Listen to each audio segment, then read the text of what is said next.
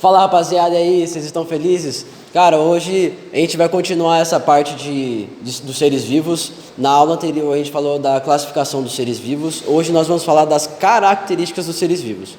Mas antes, aquela cantada para começar o dia mais leve, para você falar com o seu futuro mozão, com a sua futura mozão. Mas hoje não é uma pegada biológica, hoje é uma pegada mais de licenciatura, de português, de licenciatura não, de literatura e português, né? Gata, seu nome é Capitu, porque você capturou o meu coração. Essa é boa, hein? Mas chega de besteira. Rapaziada, hoje a gente vai falar das características dos seres vivos. Então, a gente já viu anteriormente que a classificação dos seres vivos eles foi mudados para os domínios. O reino Monera ele foi diluído em domínio bactéria e domínio arqueia, e os outros reinos foram colocados no domínio eucária. Então, nós vamos falar do domínio eucária principalmente hoje. Então, a gente vai falar do primeiro reino, que é o reino protista. O reino protista ele é composto por protozoários. Então, esses protozoários, eu posso incluir principalmente esses protozoários que nos parasitam. Só que, como eles, depois das bactérias, ele é o próximo na escala evolutiva, esses seres vivos, eles são considerados como uni ou pluricelulares. O que quer dizer isso? Quer dizer que toda a conformação desses seres vivos, eles apresentam não só um tipo de organelas, que são as estruturas que fazem com que haja esse metabolismo dos seres vivos. Só um momentinho. Todas as vezes que a gente fala de seres vivos, a gente tem que considerar duas coisas. Nós temos que considerar que esses seres vivos, eles possuem material genético e eles possuem metabolismo. Então essas são as duas características que eu preciso ter nos seres vivos para considerá-los que eles são seres vivos: material genético e metabolismo.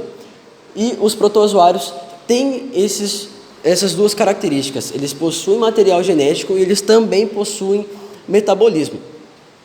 Então, eles são uni e pluricelulares, principalmente com a conformação da unidade deles, das células. Então, eles apresentam membrana plasmática, eles apresentam material genético, possivelmente alguns também possuem algumas organelas.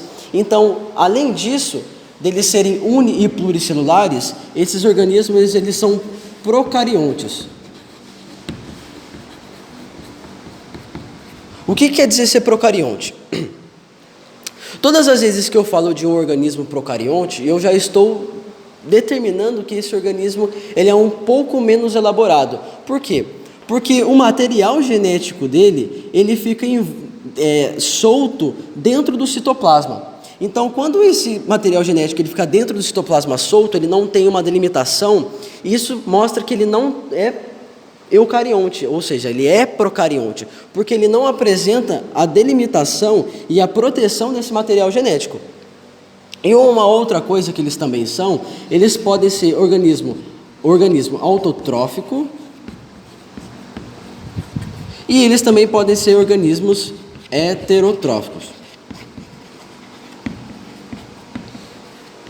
Ai, o que quer dizer isso? Então, todas as vezes que eu falo de um organismo que ele consegue produzir o próprio alimento, eu falo que eles são autotróficos, ou seja, eles são suficientes porque eles conseguem produzir o próprio alimento.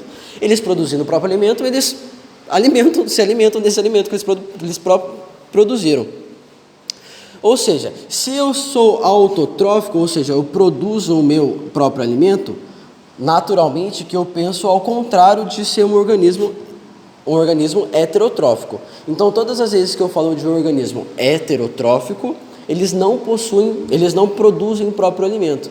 Eles necessitam que um outro organismo produza um alimento ou ele se alimente do alimento que está no meio onde ele vive. Beleza? Esses protozoários, eles podem apresentar flagelo, eles podem apresentar cílios. O que significa isso? Os cílios são pequenas estruturas que ficam na parte externa do corpo que auxiliam a locomoção, diferentemente do flagelo. O flagelo é apenas uma estrutura grande que faz com que ele consiga se locomover. É tipo como se fosse um rabo, tá ligado? Então ele movimenta esse rabo e ele consegue se locomover, beleza? Passando para o reino fungi, então eu saí do menos elaborado, agora eu estou indo para o mais elaborado. É uma escala evolutiva. Então o reino fungi, ele é constituído principalmente por fungos. Fungos. Esse organismo, ele é um organismo pluricelular, ou ele também pode ser unicelular. Lembra que eu estou numa escala evolutiva? Então, todas as vezes que eu for de uma escala evolutiva, eu sempre vou ter um mais primitivo e eu vou subindo. Então, o mais primitivo são os unicelulares e numa escala evolutiva eu sou pluricelular, beleza? Esses organismos são heterotróficos. Lembrando, heterotróficos, eles não produzem o próprio alimento. Eles precisam se alimentar de alguma outra coisa ou precisam que alguém produza o próprio alimento, produza um alimento para ele. Além disso, ele tem uma coisa bem interessante. Junto com as plantas, e os seres humanos, ou os animais, eles também fazem armazenamento de energia. Só que esse armazenamento de energia não é em forma igual das plantas, que é o amido. Já nesse caso, eles fazem o armazenamento via glicogênio, igual dos seres humanos. Considerando que o glicogênio tem a mesma característica, que é o armazenamento de glicose, esses organismos também fazem armazenamento de glicose, beleza? E esses daqui são eucariontes.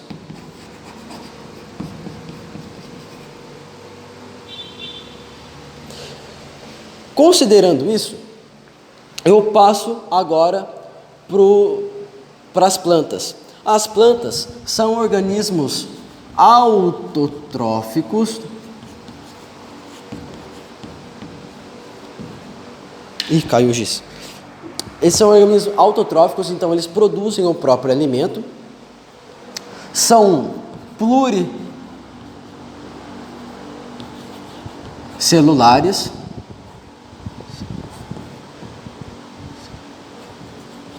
São pluricelulares, que possuem várias organelas dentro do citoplasma, e são organismos eucariontes. O que quer dizer isso? Dentro do núcleo, na verdade dentro do citoplasma, eu tenho um envoltório nuclear. E esse envoltório nuclear, ele protege o núcleo, que é a famosa cromatina. Essa cromatina protege o núcleo, fazendo com que só saia de dentro do núcleo aquilo que precisa, seja um RNA e esse RNA se transforma em proteína, ou simplesmente apenas uma direção. Beleza? E por último, nós temos o reino animal onde os seres humanos estão incluídos. E nós somos organismos pluricelulares. Nós também somos eucariontes, e nós não produzimos o nosso próprio alimento, então nós somos heterotróficos.